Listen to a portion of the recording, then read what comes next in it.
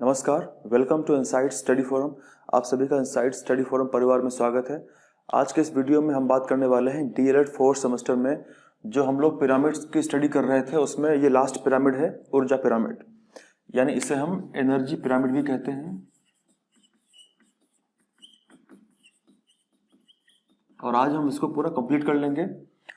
हमने कोशिश की थी कि एक ही वीडियो में हम सारे पिरामिड्स को कंप्लीट कर लें, लेकिन ऐसा हो नहीं पाया क्योंकि वीडियो लंबा ज़्यादा बन रहा था और अगर हम कुछ छोड़ के बात करते तो वो भी ठीक नहीं था। इसीलिए हमने पूरी बातें करी हैं और जो भी इम्पोर्टेंट तरीके से क्वेश्चन आने के चांसेस रहेंगे पिरामिड से वो आप लोग ज़रूर कर पाएंगे अगर आप लोगों ने वो सारे तीनों वीडियोस देखे हुए हैं।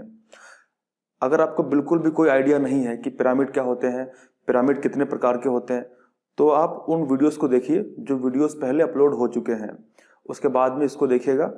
वैसे अगर आप लोग इसको देख भी रहे हैं तो उसके बाद फिर बाकी वीडियोस को जरूर देखिएगा ताकि आपको पूरा पिरामिड के बारे में समझ डेवलप हो पाए और आप आने वाले क्वेश्चंस को जल्दी अच्छी तरीके से डील कर पाए। ठीक है, तो स्टार्ट करते हैं। देखिए, ऊर्जा की पिरामिड की अगर हम बात करें, जैसा पहले हमने देखा है कि जीव द्रव्यमान पिरामिड यानी बायोमास पिरामिड तथा संख्या पिरामिड यानी नंबर पिरामिड, ये दोनों उल्टा भी हो सकते हैं, यानी सीधे तो होते ही हैं लेकिन साथ में उल्टा रिवर्स भी हो सकते हैं। लेकिन ये उल्टे वाली जो कहानी है वो ऊर्जा पिरामिड में फिट नहीं बैठती क्योंकि ऊर्जा केवल एक ही दिशा में फ्लो होती है, केवल एक ही दिशा में ऊर्जा का प्रवाह होता है, इसीलिए वो रिवर्स नहीं हो सकती है, वो इन्वर्टेड या उल्टा नहीं हो सकती है। इसमें खास बात क्या है जो आपको ध्यान देनी है वो ये है कि यह पिरामिड प्रत्येक पोषण स्तर पर यानी एवरी ट्रॉपिक लेवल पर, प्रत्येक पोषण स्तर पर ऊर्जा की कुल मात्रा को दर्शाता है। इसका मतलब क्या है कि कितनी ऊर्जा जो है वो ग्रास रूट पे थी, यानी कितनी ऊर्जा आधार पे थी और फिर किस तरीके से ऊर्जा ऊपर की ओर जाती है, पूरा दिखाता है, दर्शाता है। दूसरा यह है, यह पिरामिड हमेशा ऊपर की ओर, इसका मतलब क्या है कि ऑलवेज सीधा होता है। कैसा होता है? ऑलवेज सीधा होता है। ये हमेशा कैसा होता है? ऑलवेज पिरामिड ये सीधा होता है। तो आप लोग ध्यान देंगे। और इसके आधार पर सर्वाधिक ऊर्जा होती है, यानी जो इसका आधार होता है, बेस होता है, वहां पे मैक्सिमम एनर्जी होती है। और जैसे जैसे कोई भी उपभोक्ता उसको कंज्यूम करेगा, किसी भी घास को खाएगा, तो ऊर्जा फिर उसमें ट्रांसफर होती धीरे धीरे ऊपर की ओर और वो कम होती रहती है। एक बात जो काफी इंपॉर्टेंट वो ये है कि प्रत्येक स्तर पर उपभोक्ता केवल 10% ऊर्जा ही प्राप्त करता है, यानी प्रत्येक पोषण स्तर पर उपभोक्ता जो है, जो कंज्यूमर है, वो केवल 10% ऊर्जा को ही प्राप्त करता है और अपने शरीर द्रव्यमान में रूपांतरित कर पाता है।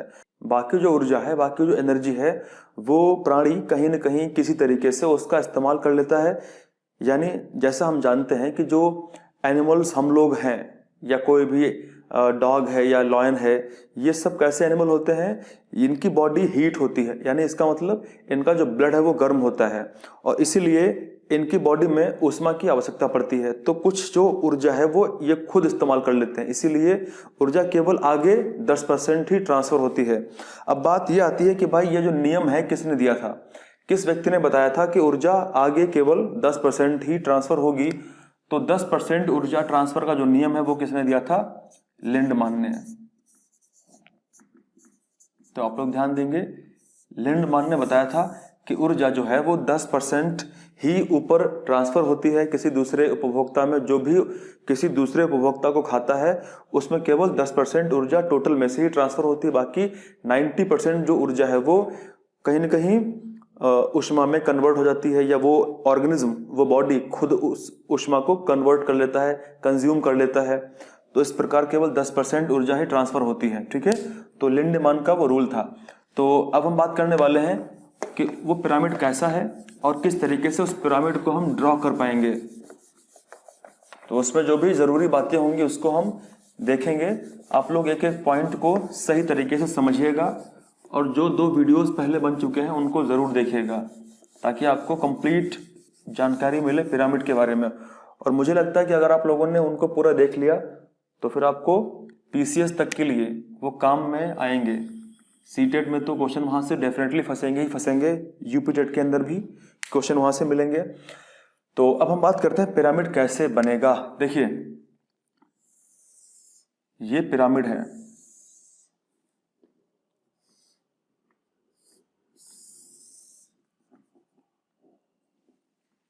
अब इस पिरामिड का ये आधार है, ये इसका आधार है।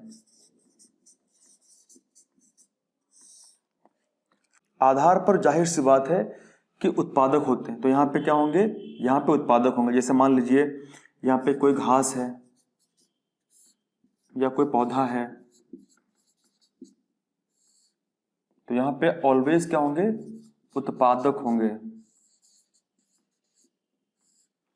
और उत्पादक अपना भोजन कैसे प्राप्त करते हैं, उत्पादक जो होते हैं वो अपना भोजन फोटोसिंथेसिस के द्वारा प्राप्त करते हैं। इसका मतलब क्या है कि देखिए, जो घास वगैरह होगी, जैसे मान लीजिए घास है, पत्ती है, तो जो पत्ती घास होती है वो हरी होती है। इसका मतलब कि इनके अंदर एक विशेष वर्णक होता है जिसको बोलते हैं क्लोरोफिल। क्या बोलते हैं इनको हम, इनको बोलते हैं क्लोरोफिल। जो भी पत्तियां हरी होती हैं उसके अंदर क्लोरोफिल पाया जाता है। अब ये करता क्या है, सूर्य से आने वाले प्रकाश को, मान लीजिए यहां पे सूर्य है, ठीक है, सूर्य से जो प्रकाश आता है, जो प्रकाश सूर्य से आता है, जो भी किरणें आती हैं, अल्ट्रावायलेट परावैंगनी किरणें आती हैं, उनसे आने वाले प्रकाश को ये एब्जॉर्ब कर लेता है। क्या करता है उनको, उसको ये अवशोषित कर लेता है और फिर पत्ती के अंदर एक रिएक्शन होती है, पत्ती के अंदर एक प्रक्रिया होती, अभिक्रिया होती है जिसको हम बोलते हैं फोटोसिंथेसिस।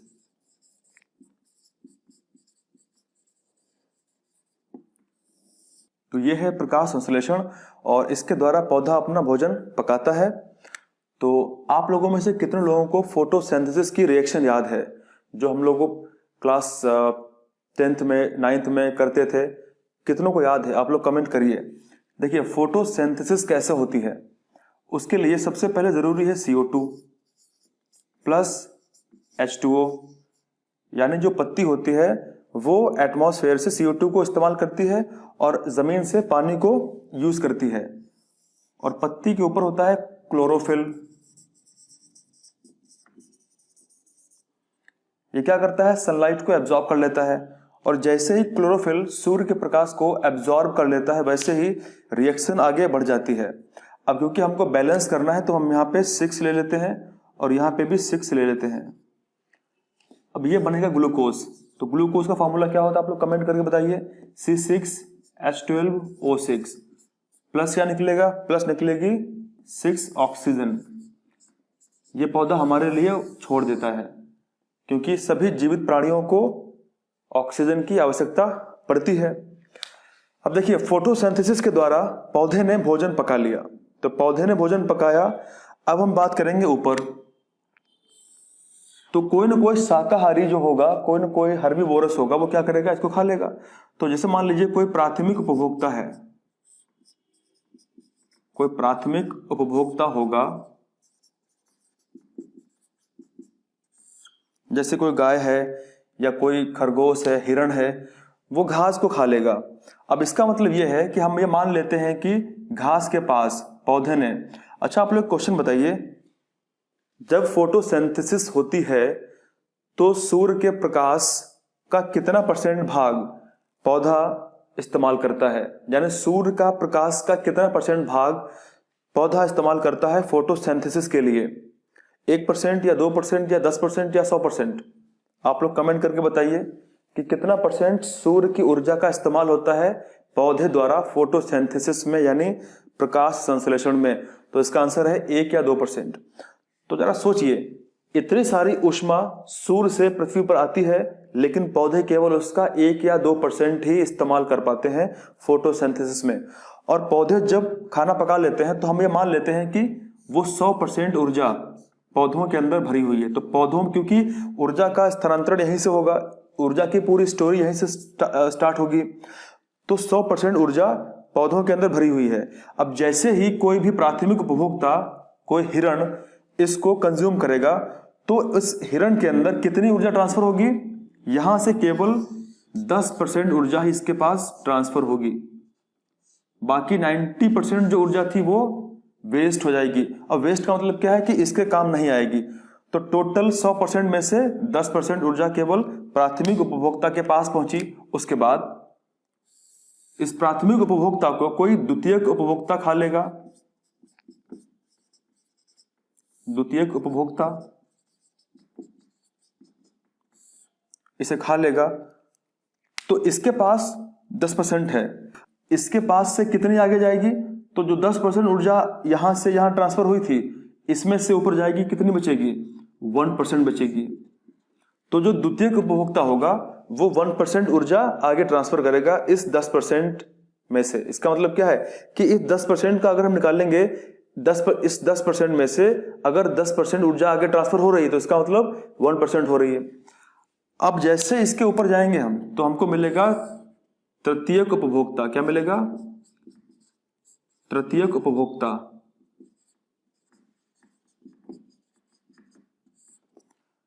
अब इसके पास ऊर्जा इस 1% का अगर हम निकालेंगे 10% तो कितनी जाएगी, 0.1%।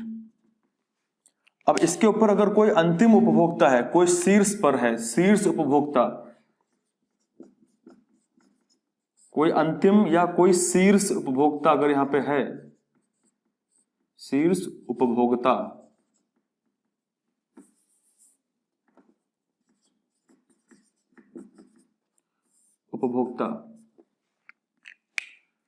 तो इस 0.1% का ऊपर ट्रांसफर होगी, कितनी जाएगी इसके पास में, 0.01%।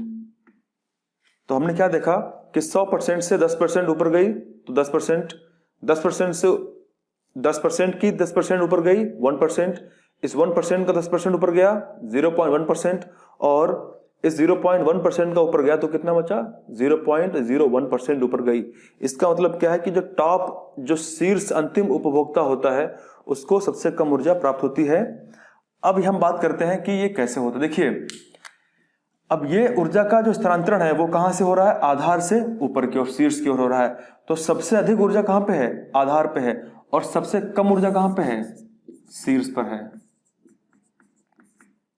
सबसे जो कम ऊर्जा है वो शीर्ष पर है, और सबसे अधिक ऊर्जा कहां पे है, आधार पे है। यहां पे सबसे अधिक ऊर्जा है, तो आप लोग ये ध्यान रखेंगे इस चीज को।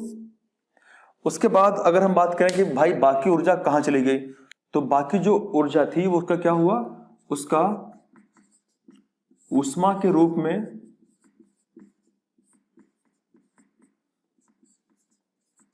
क्षरण हो गया, उसका ऊष्मा के रूप में लॉस हो गया बाकी ऊर्जा का। अब देखिए, जब भी ये घास या प्राथमिक उपभोक्ता या द्वितीयक उपभोक्ता या तृतीयक या अंतिम, जब भी ये मरेंगे, जब भी इनकी मृत्यु होगी, इन सभी उपभोक्ताओं की जब भी मृत्यु होगी तो इनकी बॉडी को बैक्टीरिया या फिर कवक डिकम्पोज कर लेंगे। इसका मतलब क्या है कि इनका जो मृत शरीर होगा उसका अपघटन होगा, उसका अपघटन होगा। और ये कौन करते हैं अपघटन, ये करते हैं बैक्टीरिया या फिर करते हैं फंजाई, यानी कवक, इसको हिंदी में कहते हैं कवक करते हैं। अब जैसे ही क्या करेंगे, जैसे ही ये इनकी बॉडी को डिकम्पोज करेंगे तो इनकी बॉडी के अंदर जो पोषण तत्व हैं, जो इसेंशियल पोषक पदार्थ हैं, उनका क्या होगा, तो पोषक पदार्थों का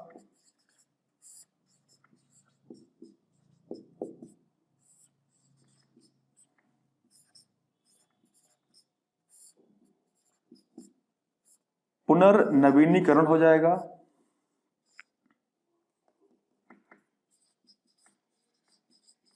यानी जो भी पोषक पदार्थ इन सभी के शरीर में थे वो बैक्टीरिया उनको जब ब्रेक करेगा, तोड़ देगा, तो इन पोषक पदार्थों का क्या होगा, पुनर्नवीनीकरण यानी रिसाइकलिंग हो जाएगी, और फिर ये घास या पौधे इनको एब्जॉर्ब कर लेंगे। इस तरीके से ऊर्जा जो है वो चलती रहती है, यही ऊर्जा का चक्र हो सकता है।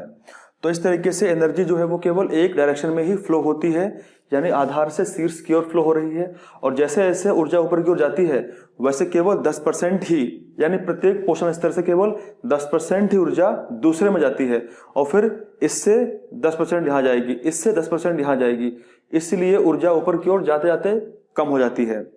ये था हमारा आज का लास्ट और आखिरी पिरामिड जो है ऊर्जा पिरामिड। तो इसी के साथ हमने संख्या पिरामिड, जीव द्रव्यमान पिरामिड और ऊर्जा पिरामिड कंप्लीट कर लिया है, फिनिश कर लिया है। और आई होप कि आपका जो एग्जाम होने वाला है डीएलएड 4th सेमेस्टर का, उसमें क्वेश्चंस यहाँ से आएंगे और आप लोग जरूर करके आएंगे, ठीक है। तो अब यहाँ पे एक दो बातें और हैं, वो हम कर लेते हैं। अंततः बातें ये हैं कि जो पिरामिड है, यानी जो पिरामिड सिस्टम है, इकोलॉजिकल पिरामिड है, ये दो बातों को ध्यान नहीं देता है।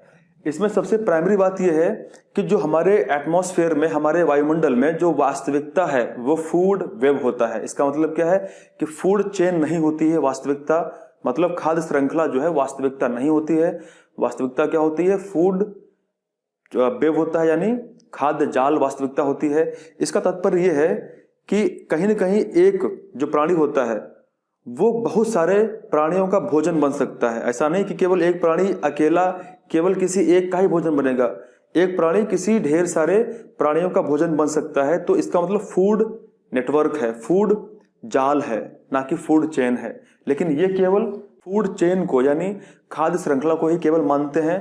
तो इसके अंदर एक ये प्रॉब्लम हो सकती है। दूसरी बात यह है कि इनके अंदर कहीं पर भी डिकम्पोजर्स की बात नहीं की जाती है, कहीं पर भी अपघटक की बात नहीं होती है, डिकम्पोजर की बात नहीं होती है। इसीलिए दो कुछ इसकी लिमिटेशंस हैं।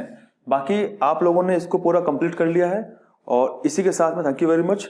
मिलते हैं अगले वीडियो में, और अगले वीडियो में हम बात करेंगे किसी नेक्स्ट टॉपिक की। Thank you very much. जय हिंद।